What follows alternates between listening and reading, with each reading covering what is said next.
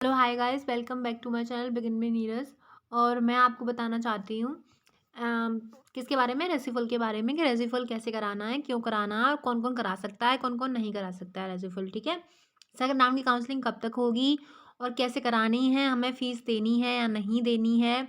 Second round में जो आपकी फ़ीस है ना, सिक्योरिटी फ़ी, वो देनी है या नहीं देनी है। रजिस्ट्रेशन हमें दोबारा करवाना पड़ेगा या हमारा रजिस्ट्रेशन हो चुका है मैम, और दोबारा से फ़ीस लगेगी सिक्योरिटी फ़ी या नहीं लगेगी, वो सब कुछ आपको बताने वाली हूँ मैं। ठीक है।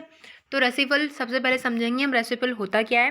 रेसिपल बेटा वो होता है, जैसे आप कभी किसी कॉलेज में एडमिशन ले लेते हो। जैसे आपने फर्स्ट राउंड में काउंसलिंग में पार्टिसिपेट किया, उसके बाद में आपको कॉलेज मिल गया और आपने कॉलेज में एडमिशन ले लिया। ठीक है। कॉलेज में जाके आपने एडमिशन भी ले लिया। ठीक है, एडमिशन आपने ले लिया। उसके बाद में एडमिशन के साथ साथ में आपने ट्यूशन फ़ी अपनी होती है वो जमा कर दी। अब आप चाहते हो कि वो कॉलेज ना लेके मैं दूसरे कॉलेज में किसी में एडमिशन लूँ। आप ये चाहते हो कि ये कॉलेज भी मेरे पास में रहे, मतलब ये सेफ़ रहे कॉलेज, और मैं दूसरे कॉलेज में भी पार्टिसिपेट कर पाऊँ काउंसलिंग के थ्रू। ठीक है। तो आप क्या करेंगे, एडमिशन ले लेंगे पहले उस कॉलेज में। लेने के बाद में फिर सेकंड राउंड की जो काउंसलिंग होगी उसमें पार्टिसिपेट करोगे। पार्टिसिपेट करने के बाद आपको अगर वो कॉलेज अच्छा लगता है या फिर उसकी फ़ीस वगैरह कम होती है और आप उस कॉलेज में जाना चाहते हो, तो आप जो कॉलेज हैं, जिस कॉलेज में आपने एडमिशन लिया है, उनसे, उनके जो प्रिंसिपल हैं उनसे बात करोगे कि सर मुझे दूसरे कॉलेज में, मैंने सेकंड काउंसलिंग में दूसरे कॉलेज में मुझे कॉलेज अलॉट हो गया है और उस कॉलेज में मैं एडमिशन लेना चाहता हूँ, तो आप मेरी fees, admission fees, tuition fees सब कुछ वापस करिए। मतलब बोल देंगे, वो बता दोगे, और सारे जो डॉक्यूमेंट्स आपने वहाँ पे जमा किए थे वो सारे डॉक्यूमेंट्स वो खुद ब खुद आपको वापस कर देंगे। ठीक है। इतना कोई बड़ा इशू नहीं है। तो ये लोग रेशिफल करा सकते हैं। अब आती है बात कि इनको सिक्योरिटी फ़ीस सेकंड राउंड के लिए लगेगी या नहीं लगेगी। तो जो सेकंड राउंड की काउंसलिंग होगी और जो रेशिफल कराना चाहते हैं, एक पहले कॉलेज से दूसरे कॉलेज में, मतलब हेरा-फेरी होती है, ये समझ सकते हो आप, फेरबदल बोल सकते हो। तो आपको क्या करना है कि आपको सिक्योरिटी फ़ीस नहीं लगेगा आपका। ठीक है। सिक्योरिटी फ़ीस क्यों नहीं लगेगा, क्योंकि आपने ऑलरेडी एडमिशन ले लिया था और उस कॉलेज को आप चेंज करना चाहते हो, तो आपको सिक्योरिटी फ़ीस नहीं लगेगा। आप डायरेक्टली सेकंड राउंड की काउंसलिंग में पार्टिसिपेट कर सकते हो। ठीक है। अब बात आती है, ये हो गया आपका रेशिफल। रेशिफल आप ऐसे करा सकते हो। अब दूसरी बात ये आती है कि सेकंड राउंड की काउंसलिंग आप कराना चाहते हो और आपने एडमिशन किसी कॉलेज में लिया नहीं है और फिर भी आप डायरेक्टली सेकंड राउंड की काउंसलिंग में पार्टिसिपेट करना चाहते हो, तो पैसे लगेंगे, सिक्योरिटी फ़ीस क्या नहीं लगेंगे, वो बता रही हूँ मैं। जैसे आप क्या है, जो सेकंड राउंड की काउंसलिंग है, सेकंड राउंड की काउंसलिंग में आप पार्टिसिपेट करना चाहते हो। ठीक है। सेकंड राउंड की काउंसलिंग में आप पार्टिसिपेट करना चाहते हो। ठीक है। और पार्टिसिपेट करने के बाद में आपको क्या है, इसमें सिक्योरिटी फ़ीस लगेगी या नहीं लगेगी। इसमें बेटा आपकी 5,000 रुपये सिक्योरिटी फ़ी लगेगी, क्योंकि आपने ना ही एडमिशन लिया है किसी कॉलेज में और सारी प्रोसेस कंप्लीट हो चुकी थी। आपने फर्स्ट राउंड की काउंसलिंग में 5,000 रुपये दिए थे सिक्योरिटी फ़ीस के, लेकिन आपने एडमिशन कहीं नहीं लिया है, इसलिए आपको 5,000 रुपये दोबारा से देने पड़ेंगे उधर। ठीक है। दोबारा से आपको पैसे, वो 5,000 रुपये सिक्योरिटी मनी लगेगी, क्योंकि आपने कहीं एडमिशन नहीं लगाया लिया है, इसलिए। ओके, ये बात हो गई, ये भी आपने समझ लिया। अब रेसिफल कराना किसको है, कराना उसी को है जो अपना कॉलेज फेरबदल करना चाहता है। कि जैसे आप फर्स्ट कॉलेज में हो, वो आपको कॉलेज अच्छा नहीं लगा, सेकंड कॉलेज में आप, मतलब सेकंड काउंसलिंग के थ्रू दोबारा से पार्टिसिपेट करना चाहते हो, तो वो हो जाता है हमारा रेसिफल। रेसिफल में आ जाता है वो। ठीक है। रेसिफल है जो भी है, तो वो उसमें उसमें आ जाता है वो, फेरबदल आप कर सकते हो। बाकी मैंने बताया आपको कि सेकंड काउंसलिंग कब होगी बेटा, अब तो नवंबर में ही होगी, आपको डेफिनेटली पता है, क्योंकि आज का जो डेट है वो निकल चुका है सब कुछ। अब 31 जो अक्टूबर है वो भी निकल जाएगा, नवंबर में मोस्ट प्रोबेबली आ जाएगा। जैसे DGME की न्यू नोटिस आ जाएगा, वैसे ही पता चल जाएगा कि आपका सेकंड राउंड काउंसलिंग कब से स्टार्ट होगा। और एक और बात, क्लासेस आप पूछ रहे थे कि मैम क्लासेस कब से स्टार्ट होंगी, तो क्लासेस बेटा आपकी, मुझे लगता है कि जब तक आपकी राउंड की जो काउंसलिंग होती है, काउंसलिंग सारे राउंड की ख़त्म नहीं हो जाती, तब तक आपकी जो सेशन होंगे वो स्टार्ट नहीं होंगे।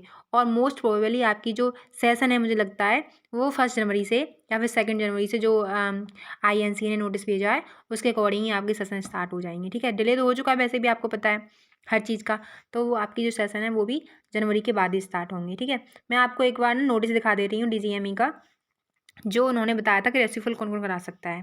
ठीक है, तो मैं दिखा देती हूँ आपको।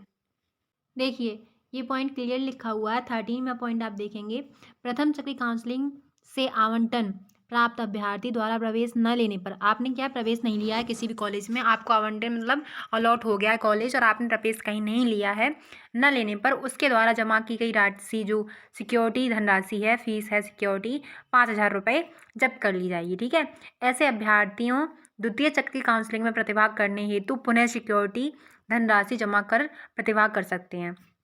मतलब मैंने जैसे आपको बताया कि जो बच्चे बिल्कुल भी एडमिशन नहीं ले रहे हैं किसी कॉलेज में और दूसरे राउंड की काउंसलिंग में पार्टिसिपेट करना चाहते हैं, तो दोबारा से वो अपनी फ़ीस 5,000 रुपये दोबारा सिक्योरिटी मनी जमा करें, उसके बाद में वो पार्टिसिपेट कर सकते हैं सेकंड राउंड की काउंसलिंग के लिए। ठीक है, और मैं एक और बता रही हूँ, रेशिफल वाला बता दे रही हूँ आपको मैं।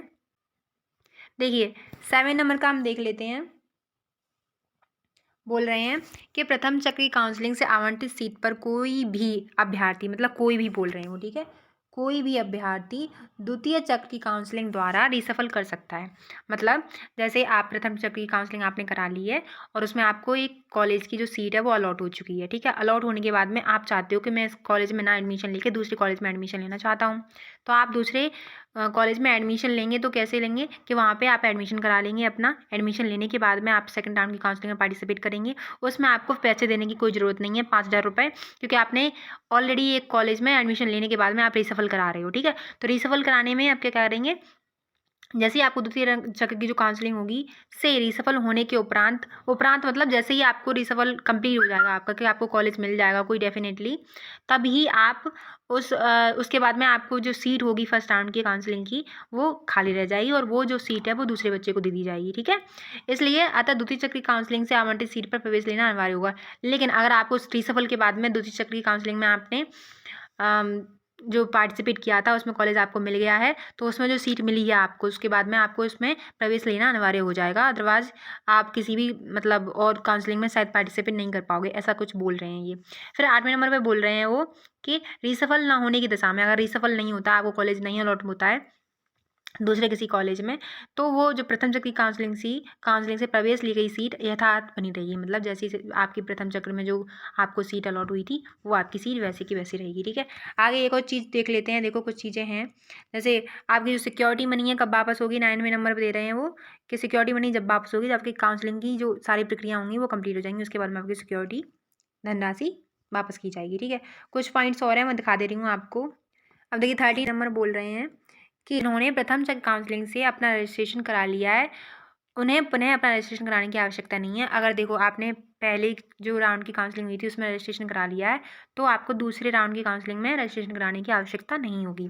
14 नंबर बोल रहे हैं वो, ऐसे अभ्यर्थी जिनके द्वारा प्रथम चक्र की काउंसलिंग हेतु रजिस्ट्रेशन तो करा लिया गया, परंतु किसी कारणों से रजिस्ट्रेशन जो शुल्क है, धनराशि है, मतलब सिक्योरिटी फीस है, नहीं जमा कर सके हैं, वे निर्धारित रजिस्ट्रेशन शुल्क या फिर धनराशि जमा कर द्वितीय चक्र काउंसलिंग में प्रतिभाग कर सकते हैं।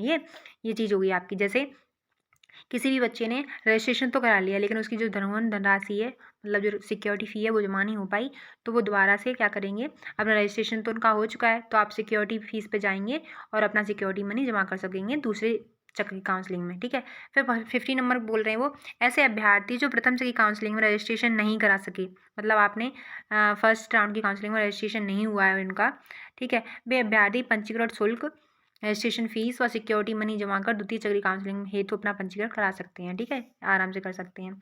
अगर आपका रजिस्ट्रेशन भी नहीं हुआ है या फिर आपने अपना जो सिक्योरिटी मनी है वो भी नहीं की है, तो आप दोबारा से आप क्या करें, अपना रजिस्ट्रेशन भी करवाएं और सिक्योरिटी मनी भी उन्हें दें। ठीक है, ये सारी हो गई आपकी चीज़ें, कुछ चीज़ें थी जो मैंने बता दी हैं आपको।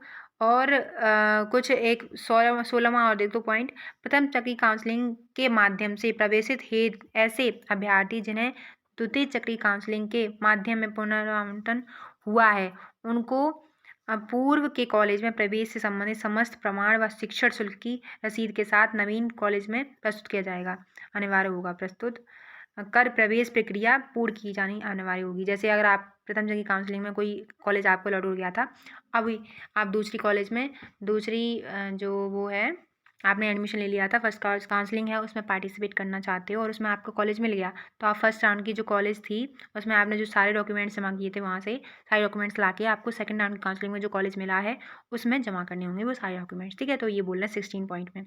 तो आज के लिए इतना ही। Thank you so much for watching. Bye, take care. थोड़ा सा और हेल्प कर दो, थोड़ी सी और यार, 1000 सब्सक्राइबर करवा दो जल्द से जल्द प्लीज़। और बस मैं इतना ही कहूँगी। Bye, take care.